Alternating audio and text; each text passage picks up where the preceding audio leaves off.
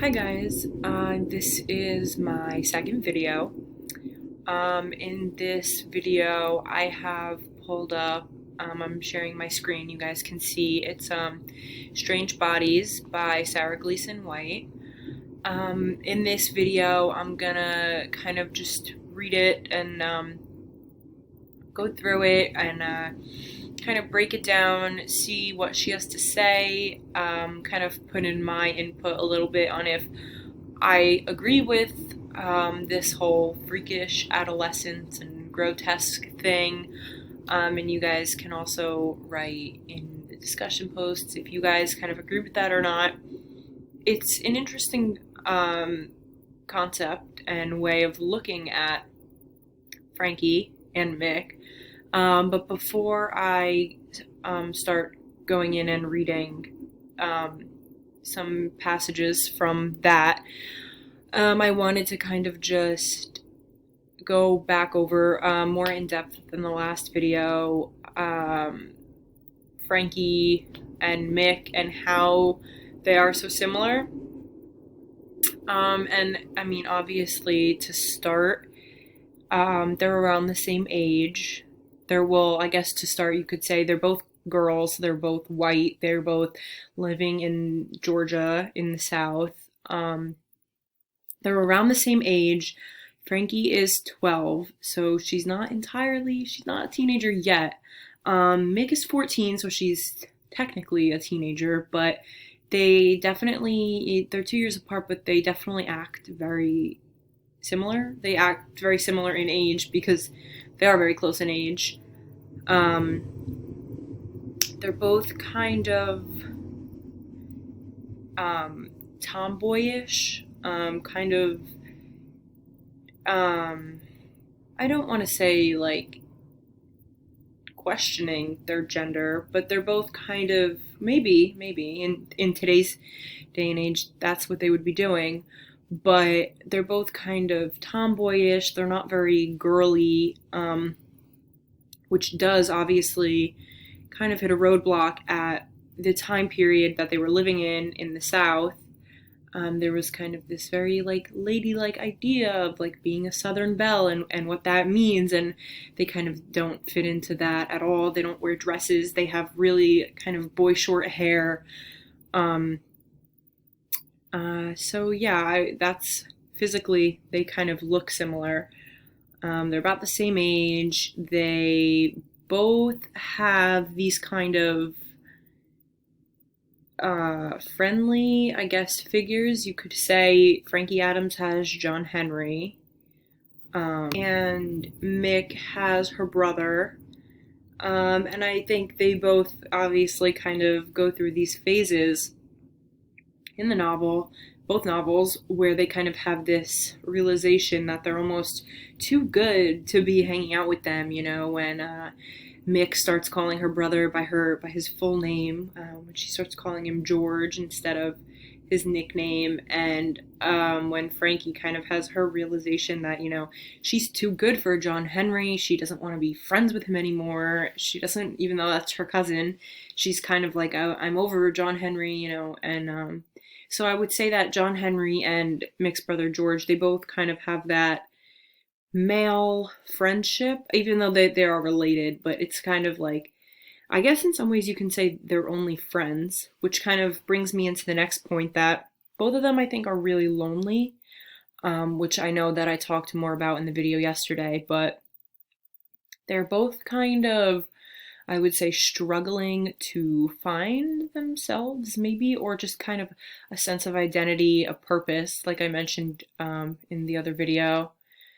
I think they're both kind of outsiders. I think that might be a good word. They kind of don't really belong to a certain group. As we know, Frankie is her brother and his fiance. I think they're both kind of struggling to find, like, who do I fit in with, and as we know in The Member of the Wedding, which is also showed in the movie, kind of Frankie, because she's not a teenager yet, the older girls, they don't let her in, they don't really accept her. They kind of, in the movie, they have an interesting relationship. You know, she kind of, in the movie at least, she always yells at them. She gets mad at them. Like, she's really jealous that she's not a part of them.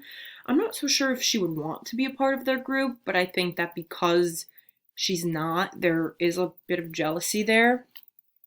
And same with Mick, you know, obviously she doesn't have many friends. I mean, she has Harry, and she throws herself a little prom with that people come to, but I wouldn't really call them her friends. And this is just something really random.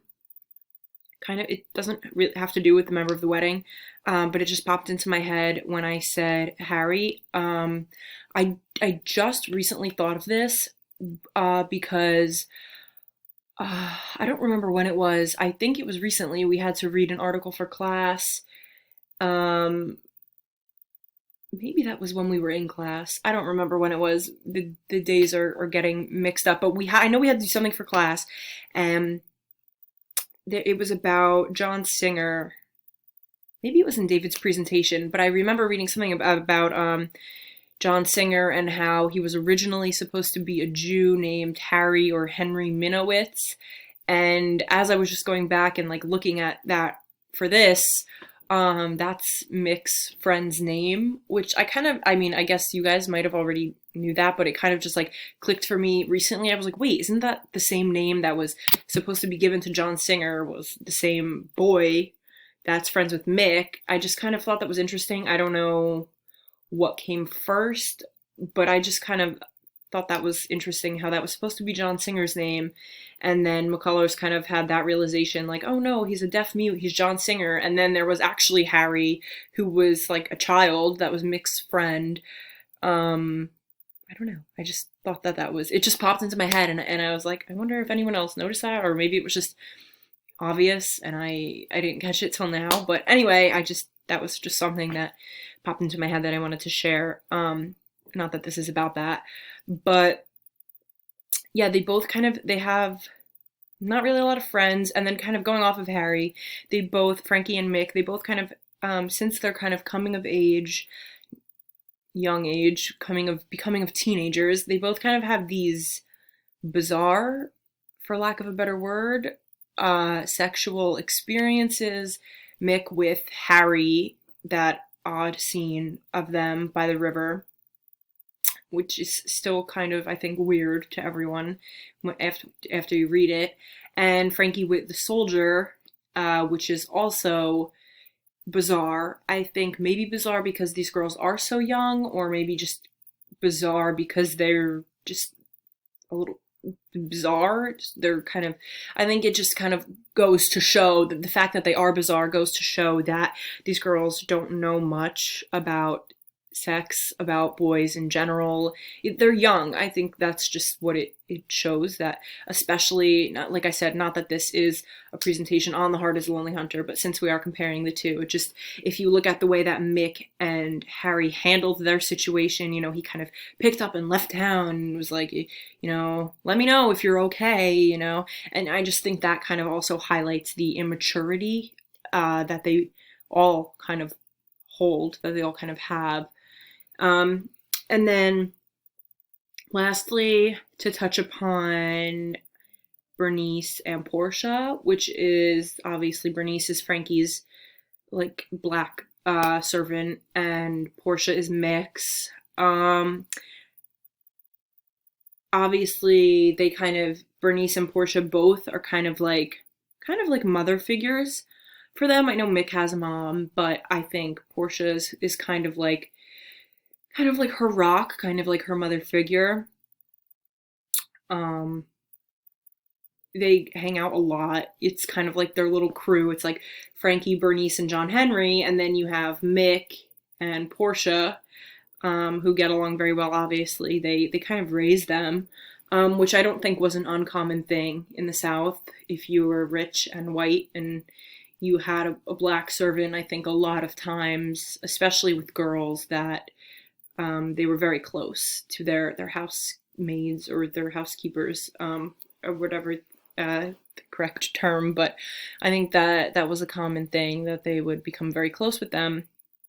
which I think is good, especially in Frankie's case and especially in Mick's case, because especially Frankie, because they spent a lot of time together. In the movie they were together the whole time, which I know that's something that we commented on in the discussion post about how she doesn't really ever leave the house in the movie, which she spends so much time with Bernice, which I don't think is a bad thing. I think Bernice is wise, and I think Bernice is good for her. Also, same with Portia, and I think they do a good job of kind of teaching the girls, about just kind of everything, giving them advice with everything. And I think that it's good that they have that relationship with them, especially at the age that they're at. I think they kind of need that. They don't have sisters. Frankie doesn't have a mom. So I think they definitely help guide them. And another thing that I just realized I forgot to say, obviously, the two of them very clearly, I think it's safe to say, represent McCullers herself. She kind of, I think, obviously created those characters. I think as a child, she was probably very much like them. I'm pretty sure in class we talked about her having a servant as well that she was close with. I don't know if we talked about a name or not, but I do remember that conversation. I think McCullers, as we have talked about in class many times, was very her whole life, but also as a child was kind of that very tomboyish, non-gender conforming identity. So I think that the two of them definitely are a representation of her life in the South. Yeah. So this video only has about 4 minutes remaining.